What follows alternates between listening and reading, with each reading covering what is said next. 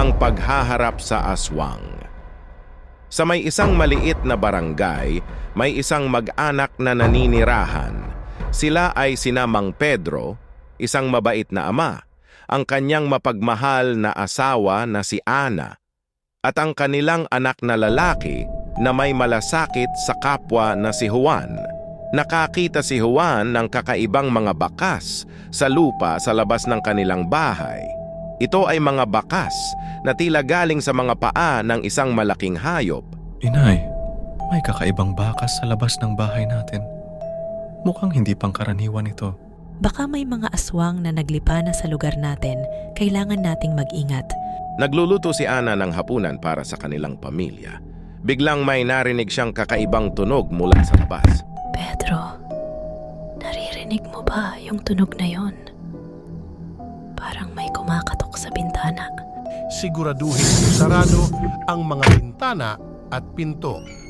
Baka may mga aswang na naglalakad sa labas. Nakita ni Juan ang isang maliit na batang naglalakad mag-isa sa kalye. Mukhang naliligaw ito at nag-aalala. Hala, baka mawala ang bata. Dapat ko siyang tulungan. Si Juan ay tumakbo palapit sa bata at tinanong kung saan siya nakatira. Sinamahan niya ang bata pauwi. Pagdating sa bahay ng bata, nagulat silang lahat nang makita ang mga sugat sa katawan ng bata. Ito ay mga kagat na tila galing sa isang malaking hayop. Sinugatan ako ng malaking aswang. Hindi ko alam kung paano ako nakaligtas. Huwag kang mag-alala.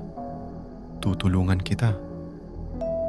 Aalamin natin kung paano natin matatapos ang salot na ito. Naglakbay sina Juan, Mang Pedro at iba pang mga taga-barangay patungo sa kagubatan kung saan sinasabing naninirahan ang mga aswang. Dala nila ang mga sandata at banal na gamit. Nakarating sila sa isang kuweba na sinasabing tirahan ng mga aswang. Dito nila nakita ang isang malaking grupo ng mga aswang na nagpaplano ng kanilang mga kasamaan. Huwag tayong matakot. Kailangan nating labanan ang mga ito para sa kapakanan ng mga inosenteng tao. Nagsimula ang labanan. Matapang na nilabanan ng grupo ng mga taga-barangay ang mga aswang gamit ang kanilang mga sandata at banal na mga gamit. Matapos ang matinding labanan, nagtagumpay ang grupo ng mga taga-barangay na mapuksa ang mga aswang. Natapos na ang salot na nagdulot ng takot sa kanilang lugar. Nagbalik sina Juan, Mang Pedro at iba pang mga taga-barangay sa kanilang tahanan.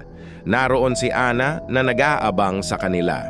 Aking mag-ama at mga kapwa ko kabarangay, salamat sa inyong katapangan. Kayo ay mga bayani na nagligtas sa ating barangay mula sa mga aswang. Walang anuman, inay. Ito ang ating responsibilidad bilang mga mamamayan na protektahan ang isa't isa. Ang buong barangay ay nagtipon upang ipagdiwang ang tagumpay ng mga bayani. Nagpasalamat ang lahat sa grupo ng mga taga-barangay na nagpakita ng katapangan at pagmamalasakit.